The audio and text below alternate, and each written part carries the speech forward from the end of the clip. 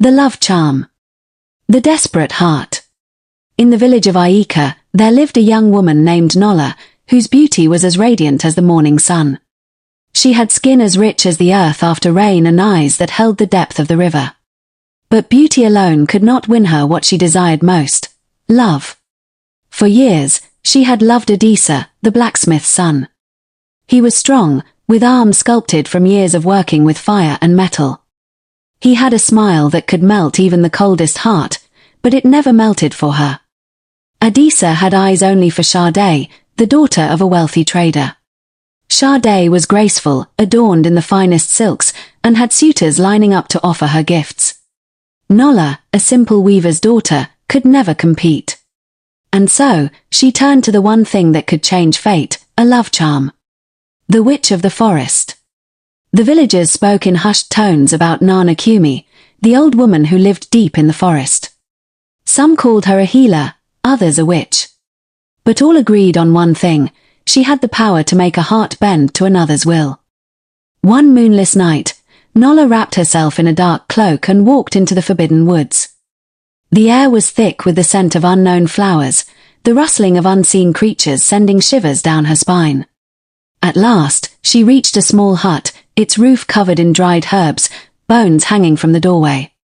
Before she could knock, the door creaked open.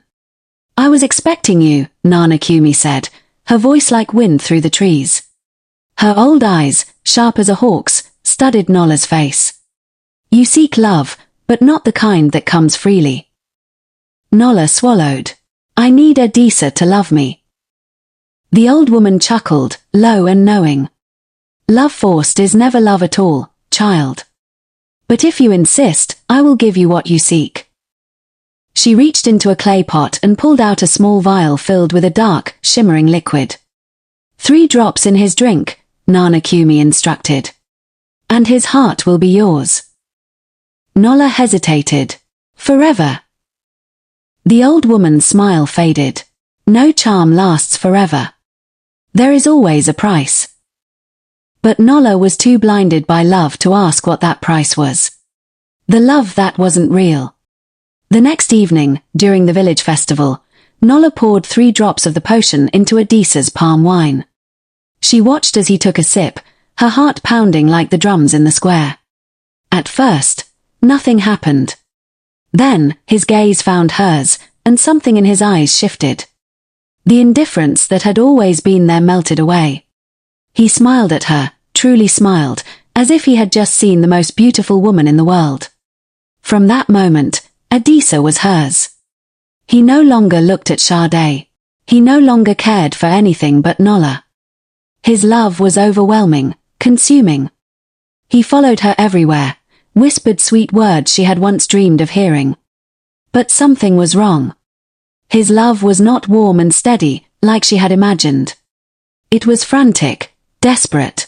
His eyes, once full of life, held only obsession. He grew jealous, angry at any man who spoke to her. He refused to let her out of his sight. One evening, when she told him she wished to visit the river alone, he grabbed her wrist, his grip bruising. "You belong to me, Nola," he said, his voice a dangerous whisper. "You will never leave me." Fear crept into her heart. This was not love. This was a prison. The price of the charm. Desperate, Nola ran back to the forest, her feet bleeding from the journey. She fell at Nana Kumi's doorstep, breathless and trembling. "Please," she begged, "undo the charm." The old woman's expression was unreadable. "I warned you. Love forced is never love at all." "I was foolish," Nola wept. "I just wanted him to see me." Nana Kumi sighed and reached for a bowl of water. She whispered an incantation and let a single drop fall onto its surface. The water rippled, revealing Adisa's face, twisted in torment. "The charm will break," the old woman said. "But when love is taken against its will, it does not return gently." Nola didn't understand what she meant, until she returned to the village.